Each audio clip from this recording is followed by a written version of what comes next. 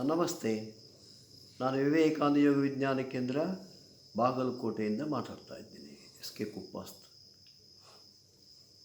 So stress induced problems ಮೇಲೆ ನೋಡಿದ್ವಿ ನಾವು 90% of the diseases they are stress induced problems.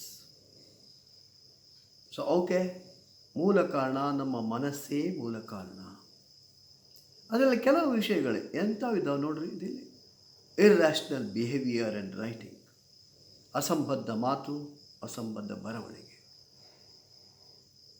ಮತ್ತು ಅನ್ನೆಸೆಸರಿ ಆ್ಯಂಗರ್, ಶಾರ್ಟ್ ಟೆಂಪರ್ನೆಸ್, ಅನವಶ್ಯಕವಾಗಿ ಸಿಟ್ಟಿಗಳು, ಸಣ್ಣ ಸಣ್ಣ ವಿಷಯಕ್ಕೂ ಸಿಟ್ಟಿಗಳೋದು, ಅತಿ ಸೂಕ್ಷ್ಮತೆ, ಸೆನ್ಸಿಟಿವಿಟಿ, ಅದು short temperness, murmuring for individual failures, ವ್ಯಕ್ತಿಗತವಾಗಿ ನಮಗೆ ಯಶಸ್ಸು ಸಿಗಲಿಲ್ಲ, ಅಪಜಯ ಆಯಿತು, ಅದು ಪುನಃ ಪೇಚಾಡ್ತಾ ಇರೋದು, ಮರ್ಮರಿಂಗ್ ಪೇಚಾಡ್ತಾ ಇರೋದು. ಇನ್ಸೋಮ್ನಿಯಾ, ರಾತ್ರಿ ನಿದ್ದೆ ಆಗಲ್ಲ, ಹಾಸಿಗೆಯೊಳಗೆ ಹೊರಳಾಡ್ತಾ ಇರೋದು, ಅರೆ ನಿದ್ರಾವಸ್ಥೆ.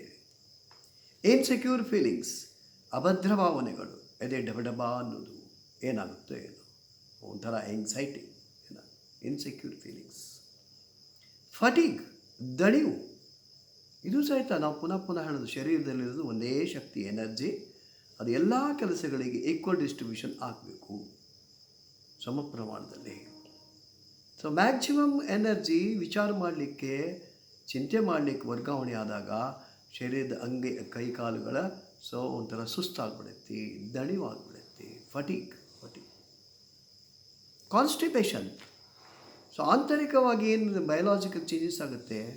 ಸೊ ಮಲಬದ್ಧತೆ, ಮೋಷನ್ನು ಕ್ಲಿಯರ್ ಆಗಲ್ಲ. ಎಲರ್ಜಿ, ವಾತಾವರಣದಾಗ ಏನು ಹೆಚ್ಚು ಕಡಿಮೆ ಆಯಿತು ಇಮಿಡಿಯೇಟ್ಲಿ ನಮಗೆ ಹಿಡಿದು ಬಿಡುತ್ತೆ, ಎಲರ್ಜಿ ಸಮಸ್ಯೆಗಳು. ಇಂಡೈಜೆಷನ್, ಊಟ ಮಾಡಿದ್ದು ಪಚನ ಆಗಲ್ಲ, ಅಪಚನ.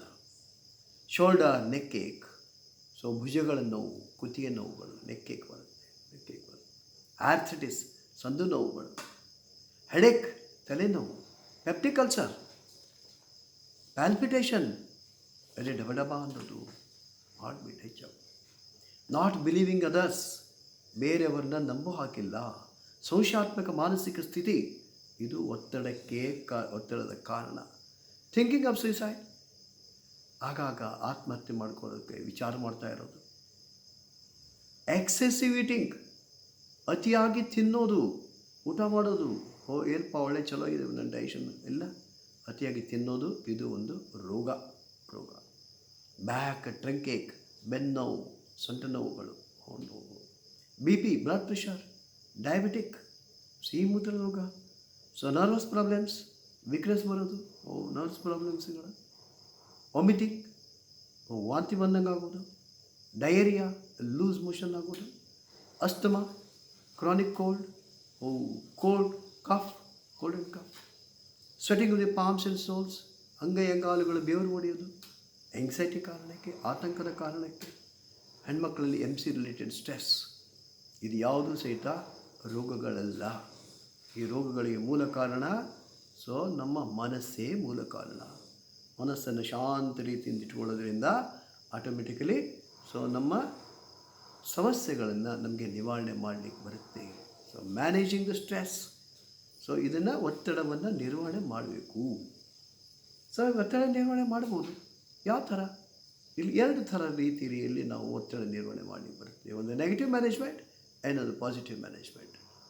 ಸೊ ಋಣಾತ್ಮಕ ನಿರ್ವಹಣೆ, ಕೆಲವೊಂದು ಏನು ಮಾಡ್ತಾರೆ, ಟೊಬ್ಯಾಕೊ ಚ್ಯೂವಿಂಗ್, ತಂಬಾಕು ಹಾಕೋದು, ಗುಟ್ಕಾ ಹಾಕೋದು, ಸ್ಮೋಕಿಂಗ್, ಆಲ್ಕೋಹಾಲಿಕ್, ಅದಕ್ಕೂ ಅಡಾಪ್ಟ್ ಆಗ್ತಾರೆ. ಸೆಕ್ಸ್, ವಿವಾಹಭಾರ್ಯ ಲೈಂಗಿಕ ಜೀವನ, ನಾರ್ಕಾಟಿಕ್ ಡ್ರಗ್ಸ್ ತೊಗೊಳ್ಳೋದು. ಇದನ್ನು ತಗೊಂಡು ತಮ್ಮ ಒತ್ತಡವನ್ನು ಕಡಿಮೆ ಮಾಡ್ಕೊಳ್ಳಿಕ್ಕೆ ಪ್ರಯತ್ನ ಮಾಡ್ತಾರೆ.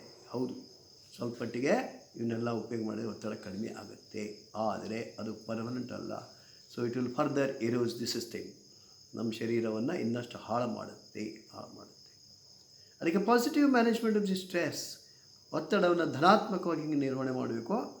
ಸೊ ನಮ್ಮದು ಯೋಗ ಆ್ಯಕ್ಟಿವಿಟೀಸ್ ಇರ್ಬೋದು, ಧ್ಯಾನ ಇರ್ಬೋದು, ರಿಲ್ಯಾಕ್ಸೇಷನ್ ಟೆಕ್ನಿಕ್ಸ್ ಇರ್ಬೋದು, ಹಾಲಿಸ್ಟಿಕ್ ಲಿವಿಂಗ್ ಇರ್ಬೋದು, ನಮ್ಮ ಜೀವನ ಶೈಲಿಯಲ್ಲಿ ಬದಲಾವಣೆ ಇರ್ಬೋದು.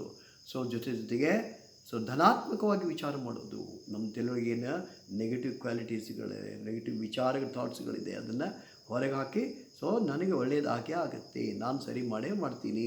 ಅಸರ್ಟಿವ್ನೆಸ್, ಅಫರ್ಮೇಟಿವ್ ಯಾವಾಗ ನಮ್ಮಲ್ಲಿ ಬರುತ್ತೆ, ಸೊ ಕೆಲವು ವಿಷಯಗಳ ನಮ್ಮ ತಲೆಯೊಳಗೆ ಪ್ರೋಗ್ರಾಮಿಂಗ್ ಆಗಿ ಬಂದಿದೆ, ಅವನ್ನೆಲ್ಲ ಹೊರಗೆ ಹಾಕಬೇಕು.